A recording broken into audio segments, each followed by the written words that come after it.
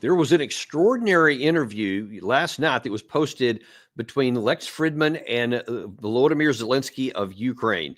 In this interview, I think it was an extensive one. It was like 3 hours, a little over 3 hours. And they touched on all kinds of topics from NATO, from the conduct of the war to how the Trump administration may negotiate the thing to an end, what kind of outcome he wants, et cetera. Really a broad-based thing. And one of the things that I think kind of is the big takeaway is that we saw very clearly how Zelensky mentally views the situation. And that is so important because when you hear some of the things he says and you understand his overarching mentality and the framework with which he sees how he perceives reality, that'll tell you a lot about what we can expect when the Trump administration actually does take power less than 3 weeks from today. And to try and make some sense of this and to put it in layman's term, we have back the great Doug Macgregor. Been a while since we've had him on here, CEO of Our Country, Our Choice, highly decorated combat veteran and great analyst. Doug, first of all, welcome to 2025 and welcome back to the show. Yeah, it begins whether we want to begin it or not. It truly does. And this interview here, I don't know if you've had a chance to. I'm sure you haven't seen all of it. It's quite a long deal, but I watched a number of pieces of it, and I just wonder, even before we start with some of the specific segments of that interview, what your impression was about Zelensky. Is he promoting something that has even a little bit of a chance of success? No, I don't think he believes that he has any chance to succeed whatsoever. We'll have to listen to Sersky, and obviously your audience will make their own minds up about what he's doing and why he's doing it. The war is lost. It's been lost for some time. And the great tragedy here is that no one in Washington wants to admit that. And now, sadly, we hear from the Trump administration that he intends to continue providing aid to Ukraine, ostensibly because he thinks if he stops it, that will somehow or another de-incentivize the Russians to come to the table and do what he wants. The truth is they're not coming to the table to do anything he wants. In fact, they don't really need him to end the war. So I think we're in very difficult territory right now. And Zelensky has got one eye on what's happening on the battlefield and another eye on his escape pod that will carry him to safety in the West, where he's piled up billions in cash. Well, we'll certainly see if he's able to make it to that pod, if that's in fact what he's thinking.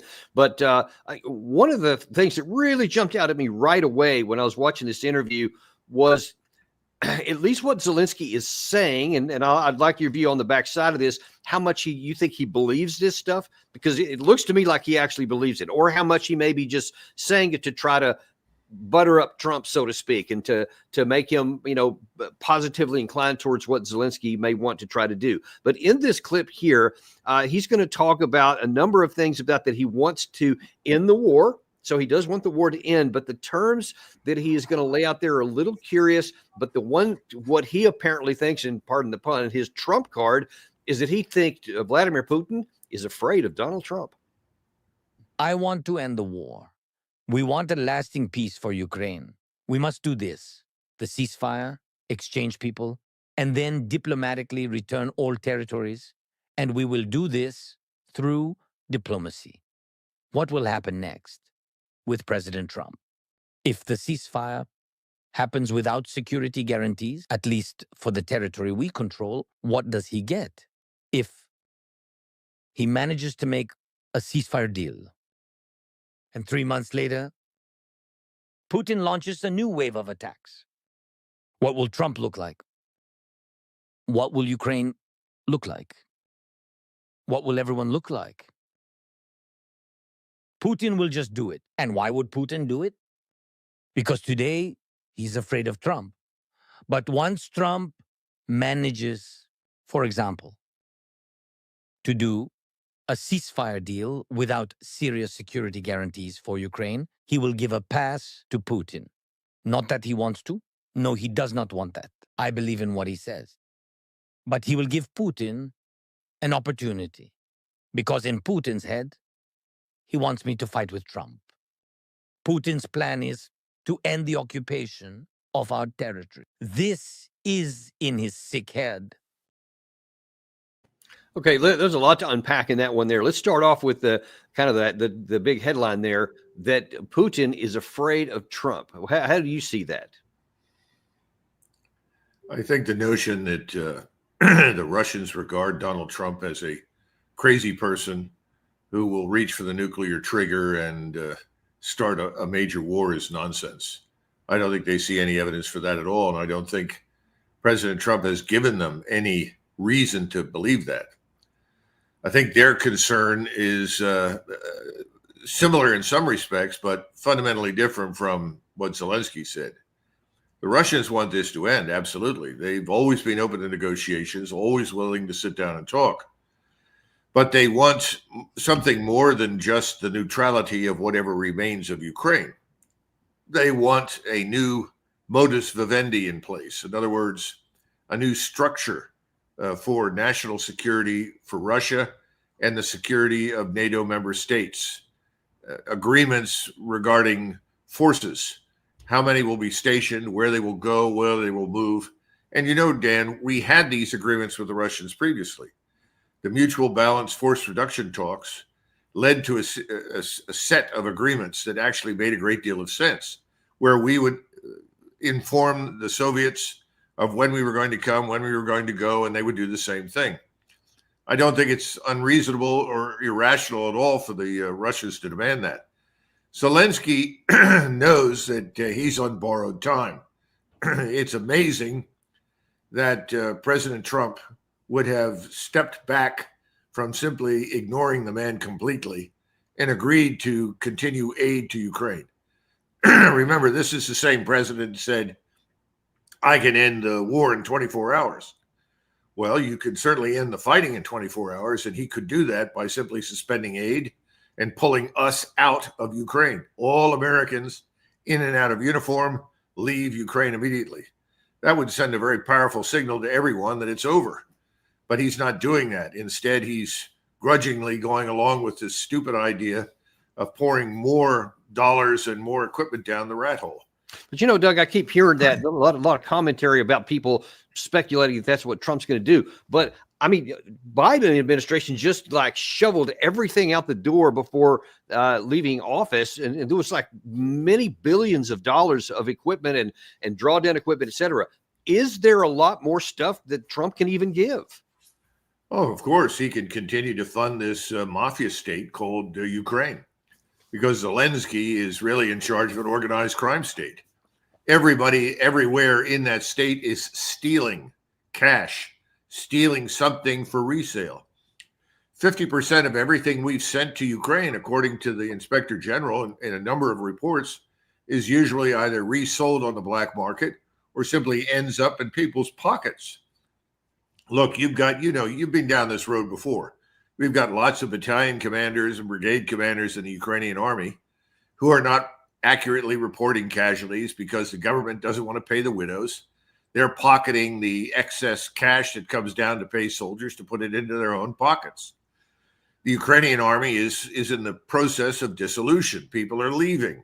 Well, why would you stay? I mean, you're essentially being treated like a serf in the 18th century in Tsarist Russia.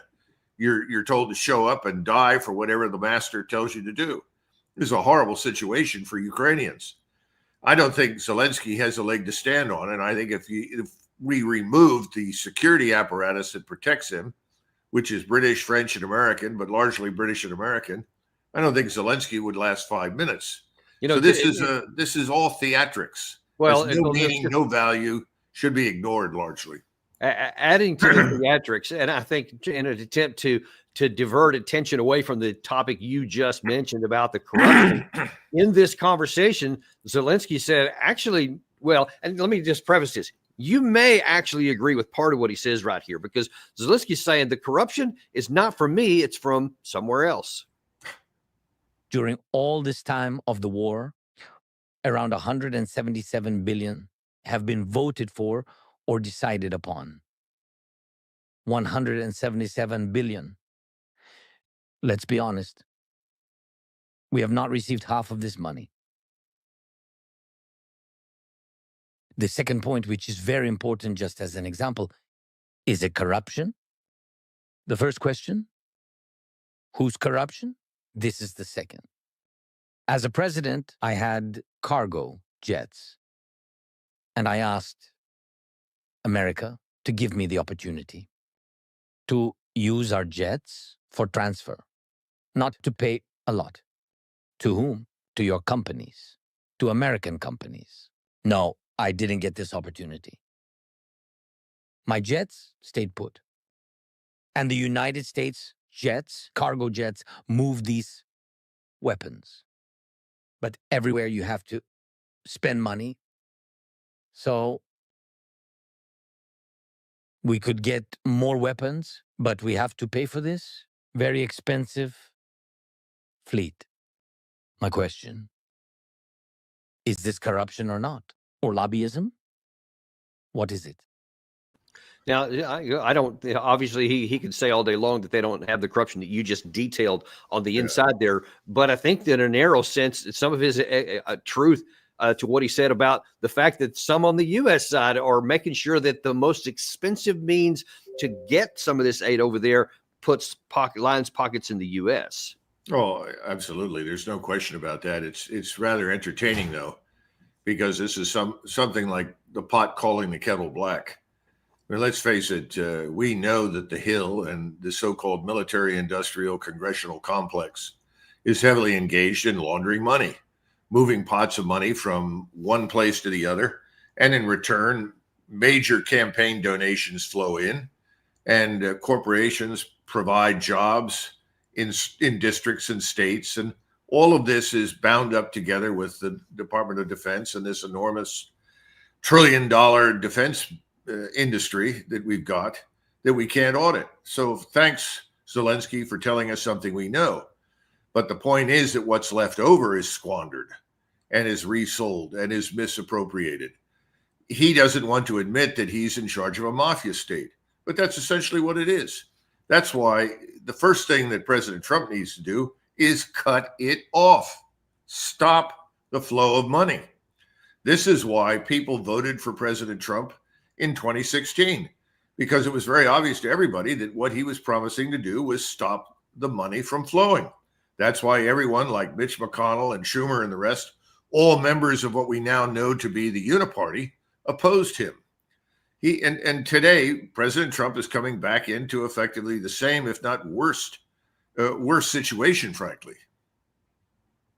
I want to shift gears a little bit to the back to the conversation there, where Lex was asking about one of the central features of what Zelensky is trying to get, what many in the West are trying to foist, and what Russia has been standing against. Let's look first of all at what Zelensky talked about regarding NATO. To make it clear, let's describe the idea that you are speaking about. I would like to offer you other ideas too, but right now, your idea is that NATO accepts Ukraine minus the 5 regions of Luhansk, Donetsk, Zaporizhia, Kherson, and Crimea. Just so you understand the situation, the invitation to NATO is legislatively issued to Ukraine. So to us, all those territories are still Ukraine. But NATO so far can only act in the part that is under Ukrainian control. This can be negotiated. I am sure about that. Yes, this would not be a great success for us, but if we see a diplomatic way to end the war, this is one of the ways. Now, he's repeated something there he said in that first clip that I showed, that where he said that they want to diplomatically get back all of our territory. So he's, in his mind, he wants some kind of a negotiated settlement that ends the war where it's at. Sure, Russia's going to control some for now, but we're going to get security guarantees from the United States. We're going to get NATO membership here, and then later on, we're going to diplomatically get that back. Now, what no one wants to talk about, and I'd like you to elaborate on, is on what planet would anyone on the Russian side agree to any of that? None that I'm aware of. I mean, what incentive is there for the Russians to create a situation which would allow the regrowth of the metastasizing cancerous tumor that we've turned Ukraine into? I don't see it. I think this is all nonsense. The Russians are going to call their bluff. If we send over Kellogg and whoever else goes with him with these ridiculous things about ceasefire lines and then negotiations on terms that allow Ukraine in 10 years or 20 years to become a member of NATO, which frankly, I don't think will be around in 10 years, if it's even around in 5 years. That sort of thing is going to go nowhere. What he's saying is going to go nowhere. Russia will retain control of the ground and territory it currently occupies. And I think that territory is going to expand. I think we may see offensive operations to the south into Odessa, certainly consolidate control over Kursk and territory to the north. If you're a Russian right now and you look at your history and you look at your experience since this war began, it's very hard to argue against a line that does not largely conform to the Dnieper River. That would make sense for them. Now, remember that BlackRock is expecting to exploit the living daylights out of mineral resources, oil, gas, agriculture, and everything else. They're not the only ones. I'm sure Larry Fink has a number of people lined up to go in there and essentially cash in on prostrate, comatose Ukraine. But it's not going to work very well. Mr. Putin is not going to turn everything over to Larry Fink and his friends. The Russians understand the game. They know what they're dealing with Zelensky. I think they're going to continue to press to the West. And the only way this stops is if, again, President Trump just says, look, I've had it. I didn't start this war. This was never my idea. I oppose it. I am ending all aid, military aid to Ukraine immediately. I am withdrawing all U.S. citizens in and out of uniform from Ukraine immediately. Then it would probably make sense for him to start withdrawing forces from Poland and Romania, because they're just wasting time, money, and resources over there. They're not going to go to war. We don't want to go to war with anybody. So let's get them out and bring them home. I think eventually these things will sink in.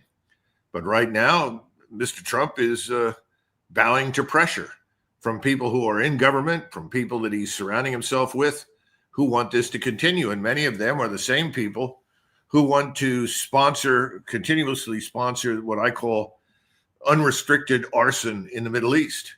Burn down everything, destroy everything, destabilize everything, all in the name of making Israel bigger, greater, stronger. It's not going to turn out well for anybody in the region, certainly not for Israel this way, but it's the same group of people. They're all part of the same formula. I don't know what President Trump's going to do. It's a bad situation because it's not going to help him. It's not going to satisfy his base. It's not going to make his supporters happy. It's going to put the United States at great risk. Here's what I think is one of the problems that Trump is going to have to deal with, because there has been a number of people who claim to be on Trump's side, who claim to be in his inner circle or whatever, are saying that, yes, we want to talk, negotiate some tough deals with Putin, because, yeah, he is afraid of him. And so if Putin doesn't agree to the Kellogg plan, then we're going to put more pressure on him. We're going to, increase. You may remember Gorka, when he was first announced as being part of the Trump administration, he said that, that won't be peanuts what the whole Biden had done for what we'll do if you don't give in to what we're asking for. But in contradiction or contrast to all that, you have the Russians saying, first of all, a couple of days or a week or so ago, Lavrov just categorically said there's not going to be a ceasefire. There won't be, because all that does is help the other side. We're not interested in that at all. We're interested in a negotiated settlement. Regarding the NATO thing, Putin was much more direct. I don't know what they are saying right now in the new upcoming team of the next American president, but in 2021, President Biden back then proposed exactly that. He said that they would postpone the ascension of Ukraine to NATO for the next 10 years because it was not ready. And I responded, yes, it wasn't ready. But what you will do is you will prepare it and then make it part of NATO. So it's actually not that long of a period. For us, it doesn't matter whether it's 1 year or 10 years. In historical terms, that's not so much. And I don't know if that is the true opinion of the Trump's team.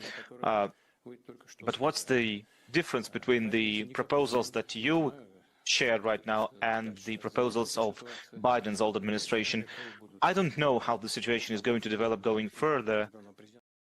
So here's what I want to ask you specifically, Doug, is if Trump and his advisors, or some of his advisors anyway, are pushing in one way, like we just mentioned here about put pressure on them and get a good negotiation, et cetera. But then you got Russia categorically saying, we're not going to do any of those things. And if Trump comes in and even tries to do that, to pump up stuff, but it doesn't change the realities on the ground, that's going to put Trump in a tough position to where he could, if he keeps going down that path that the money people want him to, we could actually, our side could physically lose the war. And I think that would be worse than Trump actually giving away. But at the other side, if Trump comes in and does what you suggest, especially early, and just withdraws our support, withdraws our people, he will be crushed in politically by people saying, oh, you just surrendered. You're a surrender monkey to Putin. How does he navigate that? Well, first of all, he needs to ignore the foolish statements by people that have cost this nation untold quantities of blood and treasure. Remember, he wasn't elected to extend wars into the uncertain future. Let's step back from the Ukraine situation a little bit and look at Europe. The German government has collapsed. Eventually, and I don't think this will happen immediately, but eventually, new leadership that is nationalist will come to power in Berlin. We've already listened to Alice Weidel, and she has made the case that neither NATO nor EU, for that matter, are necessarily in Germany's interests. She is correct. Germany is not some sort of serfdom or slave state to be moved about as we decide. The Germans need to get over the post-World War II hangover and reinvigorate their minds and understand that they have a very powerful and productive role to play in Europe to maintain the peace in Europe, which is exactly what Bismarck set out to do when Germany was unified. I think we're going to see more of that. That means the Germans are going to get out of this nonsense. The same thing is true, I think, in Paris. Once you begin looking at the polling data, listening to the people that are discussing the future of France, there's no future for what Macron stands for. That's a dead end. His state is just as stricken with debt as ours is. The era of promising everybody, everywhere, everything for nothing is ending. The so-called New Deal is no longer a fair deal or a viable deal. It's dead. England is in very serious straits. I'm surprised that Starmer is still walking around in charge. I think he's going to be kicked out. So if you look at Europe right now, they're prepared to launch on their own, regardless of what we do and what we say. And the most important state in Europe today is the same state that's been the most important state in Europe for decades, Germany. And Germany has had it. I mean, after all, they have us to thank for the destruction of the Nord Stream pipeline. They have us to thank for the deindustrialization of Germany. You know, and if you're looking for puppets who are pathetic, amoral buffoons, you have Olaf Scholz and his sidekick, Annalena Baerbock. These people are done. They're finished. They're on their way out. They'll be lucky to survive in the next 10 years, depending upon what happens in Germany. When the rage, the full picture of corruption and destruction reaches the German people, there's going to be hell to pay in Germany. You're going to have the same thing in France. You're going to have the same thing in Great Britain. So President Trump has to look beyond the buffoonish characters that he's got around him. He's got to look into the future and understand this is not 1965, 75, 85, or 95. This is a new world. Yep. Forget all of this, unipolar moment nonsense, which was never real anyway. And stop worrying about, are the Americans as a people going to be upset if they acknowledge that we are not a supreme power everywhere on the planet? They don't give a damn. Get back to basics. Americans care about what's happening here at home. They don't give a damn about Ukraine. Pack your stuff, get out, get everybody out of Poland and the Baltic states, come home. Let the Germans and others negotiate an end to this with Putin, because, listen, they're the ones that have to live with this. How many times do we have to tell people Americans don't live in Europe? We live in the Western Hemisphere. We're worried about our borders. We're worried about millions, tens of millions of foreigners inside our country who are not legally here, who are responsible, at least partially, for the tremendous increase in criminality. All of this has to be taken seriously. Get the troops back, put them on the border, prepare for the hard work that needs to be done here at home. Forget this nonsense overseas. Well, we'll see if he ends up doing that. But one of the things that's going to, I think that potentially is going to complicate things, depending on what Trump does, if he takes your advice here. But you see that in the last piece of the Lex interview with Zelensky, which shows, in my view, the real detachment from the real world. So Lex, to his credit, tried several times during this interview to say, hey, I hear your vision about how you would like this to go, and about NATO security guarantees, future, all, get your diplomacy to get your stuff back. I get all that, but you also have reality to contend with. And if you're not willing to talk to the Russian President Vladimir Putin, then how is this going to work out? Here's what he said. More sanctions. It's okay. Not to take off sanctions. That's okay with you, but it's not going to be okay with the president of Russia. Yes, but I'm not thinking how it will be very good for him. He's still a killer. I understand, but unfortunately, the reality is that a compromise is needed in order to reach an agreement. In your understanding, the fact that he is in jailed after all the murders, he is not in jailed assuming all the murders, and no one in the world is able to put him in his place, send him to prison. Do you think this is a small compromise? This is not a small compromise, and to forgive him will not be a small compromise. To forgive, no one will forgive. This is absolutely impossible to forgive him. Okay, I can get why Zelensky and many Ukrainians would hate the Russians. That's not hard to understand at all. But if you're not even willing to, in a conversation, acknowledge it, but you have to hold your nose and make a deal. Otherwise, the war won't come to an end. So my question to you, though, Doug, is if Zelensky sticks with this plan, and if Trump sticks with what's claimed as being their intention to try to put pressure on Russia, what's going to happen on the battlefield? What are the Russians going to do? The Russians are going to continue to move west. From their standpoint, they know what you and I just discussed about Europe, that the European portion of this equation, the European variable in this equation, is going to fall away. I mean, let's get real. Are we going? Somebody said to me the other day, well, what about the Lithuanians, the Latvians, and Estonians? And I said, well, I like them. They're very nice people. What do you want us to do about it? Well, we have to protect them. No, we don't. We need to protect Kansas, Missouri, Arkansas, Texas, New Mexico, Arizona, Oregon, Washington, Pennsylvania, New York. We're not in the business of protecting these other places. And if they're smart and they know how to do business, they know damn well they don't need to be protected from the Russians, because the Russians are not interested in invading them. This is all nonsense. Zelensky should be much more concerned about his future and the things that he has done, because once that word gets out, just as we saw recently, journalists in France and elsewhere have come forward and exposed this terrible lie about Bucha in Ukraine, the supposed atrocity committed by Russian troops. Never happened. Now they're trying to say, well, these were foreign mercenaries in the Ukrainian army that did this. I'm skeptical. But we have seen the SBU. We know what the Ukrainian secret police is capable of. They're very much like the NKVD under Stalin. Ukrainians killed these people in a desperate attempt to drag us in. This is not the first time. It's another false flag to get the Americans upset, to capture time on television. And the people that want us in Ukraine also are the people that control the mainstream media. And as a result, we're fed this sort of steady diet of lies and misinformation. Zelensky belongs in jail, at least until we can put together a plan to execute the man, because he's a criminal of the worst kind, and he has consigned Ukraine to destruction. He's done more to kill Ukraine as a state than anyone else on the planet.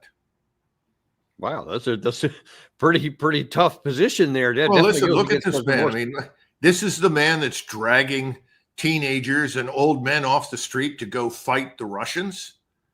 Come on, this is ridiculous. It makes no sense. This is the man that has lied to everyone about what the Russians have not done. Now, in every war, there is excess killing of various kinds. But the notion that the Russians have deliberately committed atrocity after atrocity after atrocity is a lie. He knows it, but it's in his interest to push the lie. And why is it in his interest? Because we're paying him handsomely to do it. This needs to stop. Cut off the money. That's the message for President Trump. Cut off the money. Well, that would certainly have that result. There's no question about it. Last thing I want to touch on this topic here before we shift over to the Middle East is some of the news that's coming out in the last 36 hours, and that is a so-called new offensive in the Kursk area.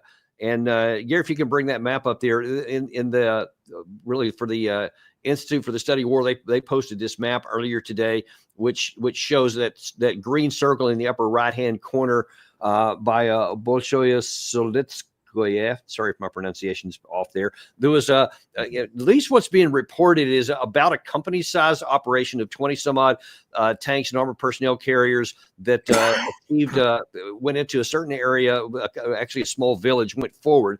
All the media in the U.S. and actually the West is talking about this big new offensive, and it's causing all these problems. This morning, somebody you're going to love here, Ben Hodges seems to think that this is actually something really good for the Ukraine side. This shows a real understanding of the operational level of warfare by the Ukrainian General Staff. By launching this attack, it continues to present dilemmas for the Russian General Staff.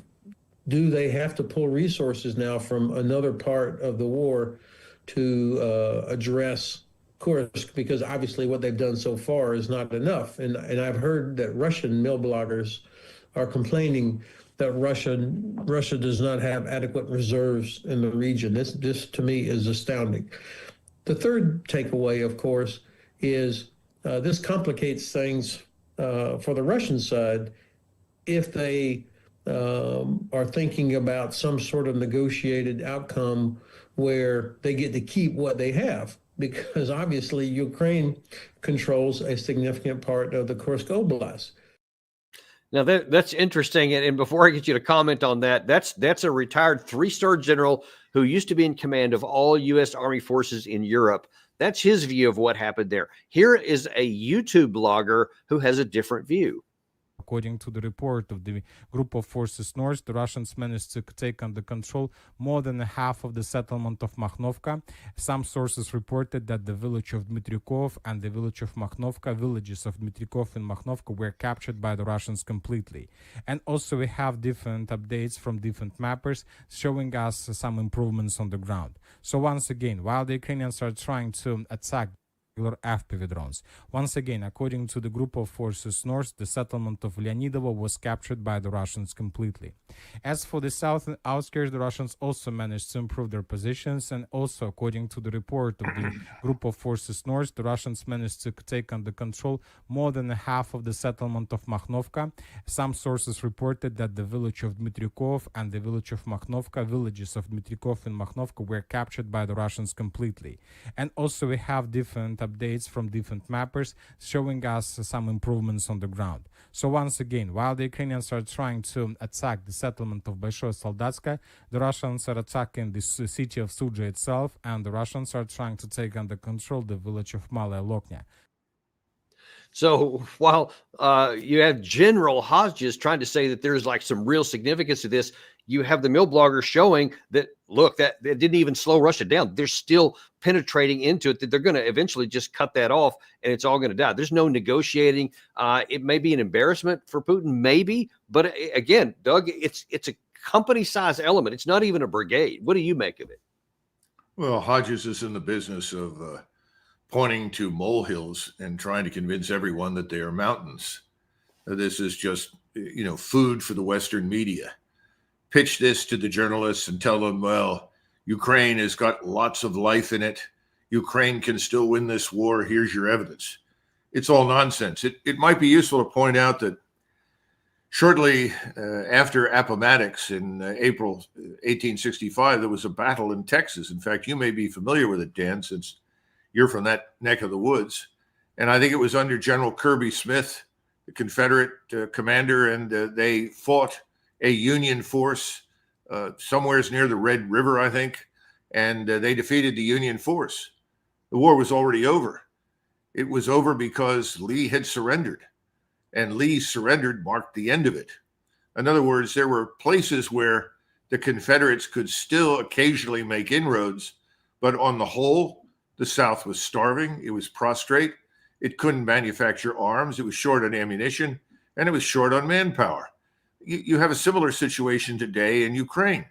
Ukraine is very much in a condition similar to what the South was facing at the end of the Civil War. That's why this man, Zelensky, should be considered a criminal.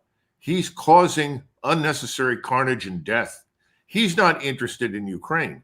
He wasn't appointed to his position or elected to his position to do anything for Ukraine. He was there and promised that he would end up as a billionaire, or at least 100 millionaire, if he waged war on Russia to the bitter end. And that's what he's doing. He has nowhere else to go. There's nowhere else he can hide and live other than under protection of the United States and the West. You know, that it's ironic, and I mean the reality of it is whether you know what you're talking about happens, whether he gets captured or whatever, put in jail, etc. I mean, for him to continue the fighting, at some point they'll just lose. And so everyone will see that all the stuff he's been saying throughout the war, especially from, say, 2023, January 2023 onward, he was promising them to get back their 1991 borders. He said they're going to win the offensive, and now then they're going to win this great negotiated settlement that's on their terms, even though they're on the bottom side. All that will be shredded by the Russian army. They'll be showing on there. Or he'll finally come to reality and say, we're going to make a negotiated settlement. And then all of his people are going to go, then why did we fight for the last 2 years and all these promises? And then I think the risk is really high that his people could turn against him. Well, I think they've already turned. He's living on borrowed time. He has very good security around him. I think the British in particular done a brilliant job of securing him. And he's working for the Russians, because the longer he dithers, the longer he sacrifices Ukrainian lives for nothing, the further west the Russians move. So I think by the time we go to the inauguration on 20 January, I suspect most of the Russian force will close in on the Dnieper River, and we'll be looking at the offensive operations that I mentioned earlier. There's no reason not to do that if you're a Russian at this point, for the very reason we discussed at the beginning. Do you want this to reoccur? See, sadly, we seem to have people in charge in Washington who are perfectly delighted to see this reoccur again and again and again. I don't think the Europeans fall into that category at all. And that's why the split between the United States and Europe is coming. It's going to be profound. And the most important state in Europe, Germany, it will have new leadership, and they will turn back to Russia, which historically was really their ally. Not only their business partner, but their ally. World War I, World War II, they were anomalies in history. In the 300 years of Russo-German relations, the Russians and the Germans got along famously, particularly the Prussians in northern Germany. So this is where we're headed. These old cultural means, in other words, if you want to know what a country is going to look like in 10 years, look at the countries around it. If you want to understand the resilience of culture, look at the culture in the country and the culture in the states that border it. We've had these discussions in the Middle East. You want to know what Iraq or Syria are going to look like eventually? Look at the states around them. We have learned nothing. Americans don't understand this. And that's why American citizens have said, enough. We don't need this. Get out. One last thing before I shift gears here a little bit, because you said something that I'd like you to explain a little bit, because you said that potentially by the time that Trump is inaugurated, which is less than 3 weeks from now, that the Russians could be on the Dnieper. What do you say to those people who say, well, look, I mean, you see how long it's taken them, even since they captured Avdiivka earlier this year, just to get up to the gates of Kursk. But how would they get past all that and rapidly increase their rate of advance when they haven't done it so far? Well, keep in mind that there's not much to face them now, Dan. They can move almost with impunity. Putin has been very sensitive to Russian casualties. You know, whenever you talk to Russians, they'll all point out, well, we've always fought wars on the backs of our soldiers, sacrificed thousands, tens of thousands, hundreds of thousands to gain ground. Well, that's true, but President Putin, to his credit, has not done that. He's tried to maximize the use of firepower to eliminate as much as possible the opposition in front of his forces. They have the logistics in place. They've had a huge buildup and preparation to move further west. So I'm confident they can do that. But they're going to do it in a way that minimizes unnecessary loss of life. And by the way, the Ukrainians who surrender, the Ukrainian troops, foreign or otherwise, that surrender, are being very well treated. They know that. And they have welcomed these people into their territory, that is the Russians, and fed them, clothed them, given them medical support and aid. There's no danger of them being mass executed, which of course has happened to Russians in Ukrainian control. So this thing is going to end. It'll end favorably for Russia. And I think the key to it is Europe and the European attitude towards what's happening. Because in the United States, the average American doesn't understand this, is not really interested. It's really a small group of people inside the Beltway that have hijacked our government, hijacked our foreign and defense policy, hijacked everything. Yeah, How else would you explain open borders to the South? If that had never been put to a vote by the American people, I seriously doubt they'd have gotten 20% support. So right. President Trump just needs to understand that this is not macho time. This is not a time to measure how big his is versus how big Putin's is. It's nothing to do with it. Yeah, This hopefully is not our issue. Well, that's exactly right. I'm hoping that he will, focus on the things that really do matter to the people who put him in office. Interestingly enough, we actually at 2:00 today, at the end after we do this show here, we're actually going to have somebody who's been fighting on the Russian side, Aidan Minnis, who's a former British person who's fighting for the Russians. He's going to tell us a lot about what it looks like on the Russian side there. But before we get to him, I want to talk about some other things that I think that you've been talking about are a lot important that aren't really on the headlines these days, but that may jump in there, and that's in the Middle East. First of all, obviously, a lot of focus has been on Israel with the Hamas, with the Hezbollah, with certainly, and then everybody's been focused on Syria and how it collapsed, et cetera. But no one's been paying much attention to other things going on in the region. I want to look at two. One is Egypt, which is kind of not even been on the radar for most Americans, but that Sisi apparently is in growing risk of potentially facing a popular uprising, revolution, or even the emergence of political activism aimed at internal regime change. What do you think of what's going on in Egypt? Dan, I'm so glad that you are mentioning Egypt. Egypt is, the elephant in the corner. You're talking about a nation of almost 100 million, maybe a little more. Egypt is enormously important to us strategically. It's the linchpin in much of our strategy for North Africa and the Middle East. We've worked tirelessly to keep Sisi in power. Remember, General Sisi took over at a point in time when it looked like the Muslim Brotherhood was going to dominate and run the country. And of course, the Muslim Brotherhood across the Middle East reports to Mr. Erdogan in Turkey. And the Egyptians are very sensitive to the Turkish problem. They regard it as a problem. Remember, they were under Turkish rule for many years, under Ottoman rule, and subsequently became independent, only with the help largely of the British and to a lesser extent Italians and other Europeans. Right now, Sisi is seen as a quote-unquote Jewish American puppet who is simply there to suppress Islamist elements and to keep everything quiet and prevent Egypt from joining the ranks of those Islamic nations and peoples who are opposed to Israel's grand strategy to build a greater Israel. Well, that costs us a lot of money. The only state that receives almost as much money as Israel on an annual basis, in fact, it may be a little bit more at this point, is Egypt. And that money is vital. It's the money that is used to pay for the armed forces. It's money that's used to pay for housing and offset medical costs, all sorts of things inside that country.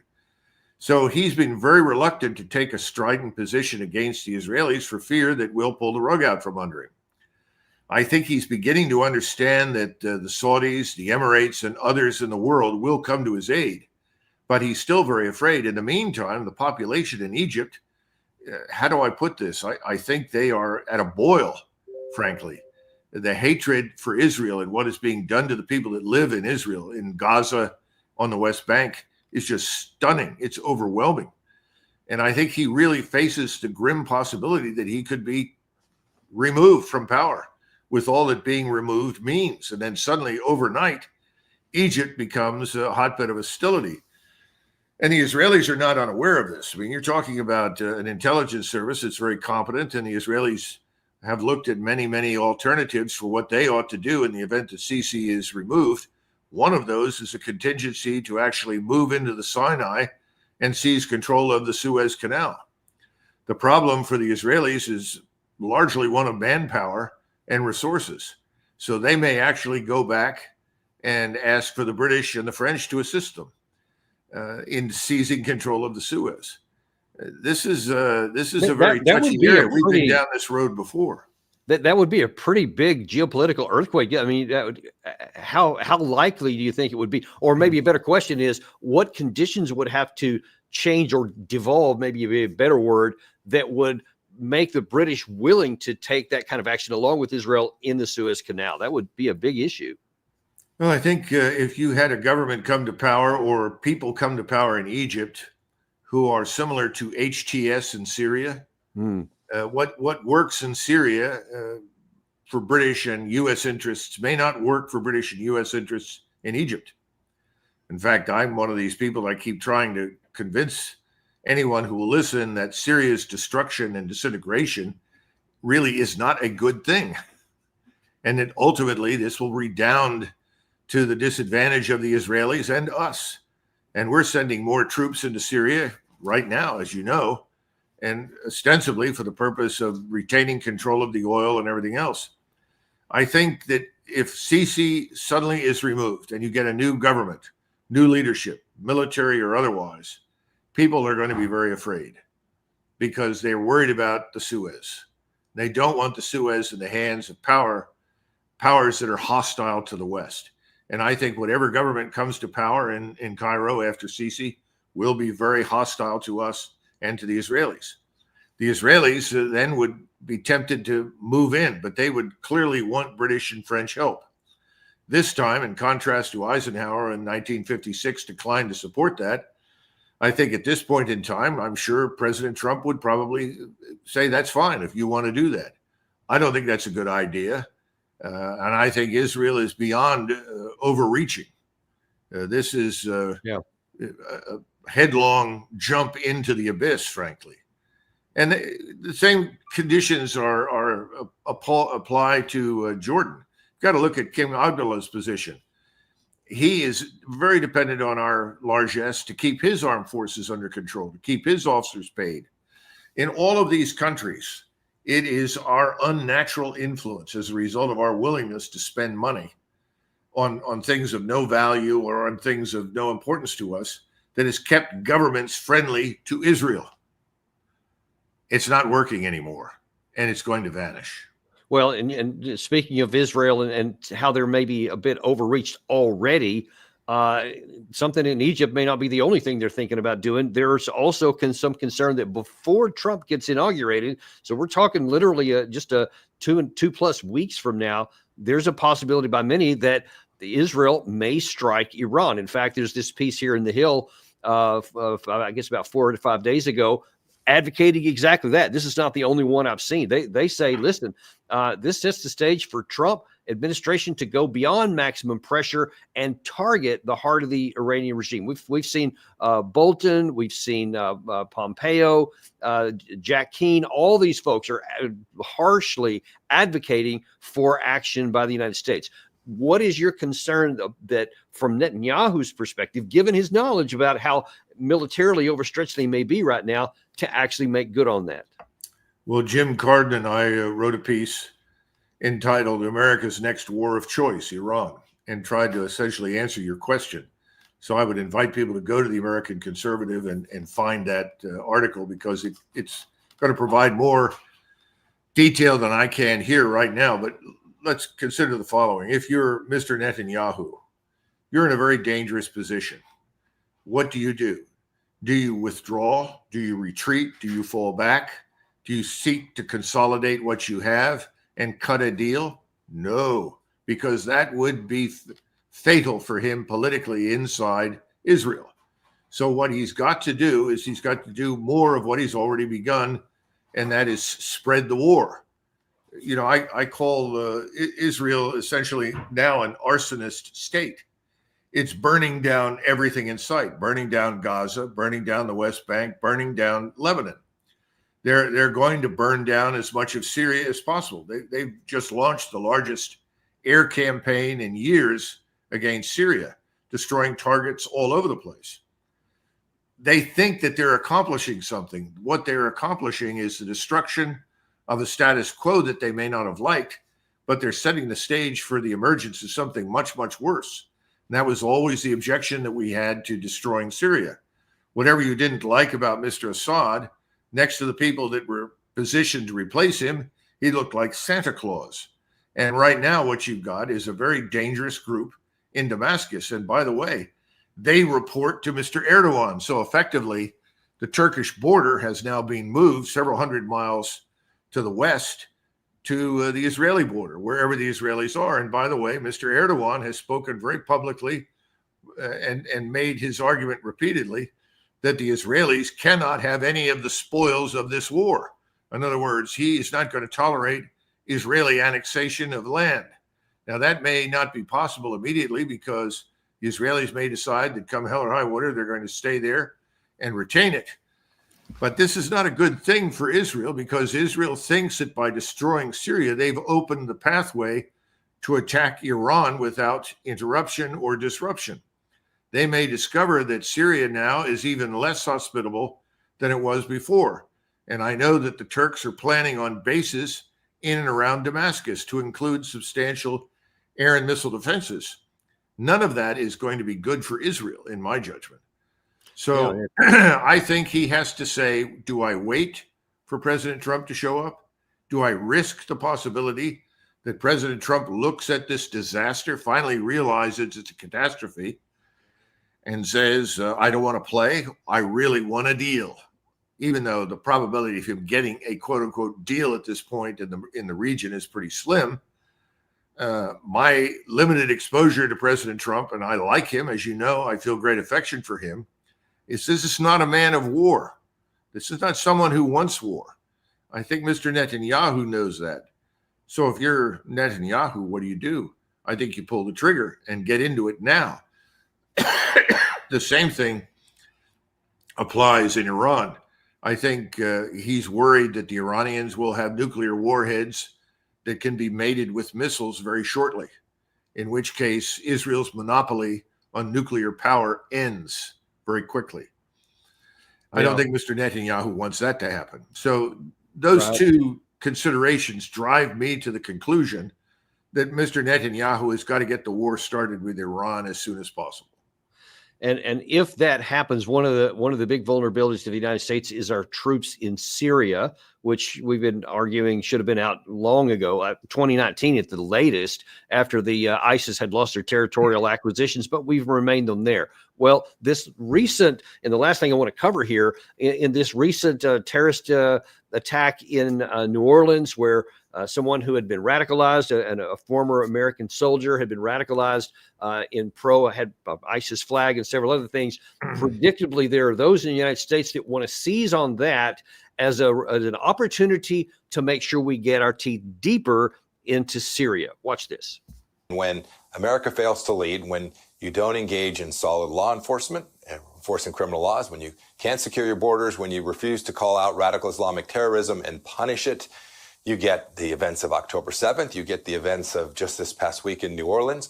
You get a resurgence of ISIS. You get Al-Qaeda back growing again after what happened in Afghanistan. This is a set of failed policies that lead directly to increased risks all across America, in our cities and all across this country. I fear not only are there folks who are members of ISIS or inspired by ISIS, as we saw, but there are planners, there are plans, there are people who might well be activated. This is the task that President Trump and his team will face. They need to go find them all take down these networks through the solid intelligence collection, right? This is hard work collecting chatter from abroad and things that are taking place inside the country.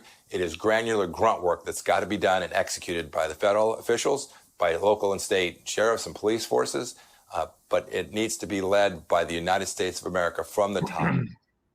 Now, in the setup to that commentary there by Pompeo, the Foxacre had literally connected everything that had been associated with ISIS over several years to what's going on here, and saying that, yeah, we've got to go after them. And you see Pompeo just trying to deepen that thought there. What would happen to the United States if we do deepen our hold in Syria? And what would happen if we take them out of Syria, as you advocated in Poland and elsewhere? Well, keep in mind that Secretary Pompeo, when he was head of the CIA and later on as the Secretary of State, was very much in favor of supporting ISIS and its offsprings in terms of al-Nusra and other terrorist organizations that were descendants of al-Qaeda. He bankrolled that. He supported it in Syria. These are the people that have now taken over in Syria. So on one side of his mouth, he's saying that we should join the Israelis in an all-out war against Islam in the entire region. And at the same time, he's one of the arsonists who's helped to light the fires that have brought down not just a government in Syria, but have helped to create chaos across the Middle East. So one has to take, whatever he says with a grain of salt. Understand that he's very much a creature of the Israel lobby. He's a recipient of enormous quantities of money and donations for backing everything and anything that is what Mr. Netanyahu wants, war with Iran and so forth. Finally, there's no understanding of the consequences of our actions. What we've done in Syria, what is likely to happen in Egypt, and what will precipitate the war with Iran, that whatever the Israelis come up with, ultimately we're going to end up in a situation where millions of people are going to be harmed.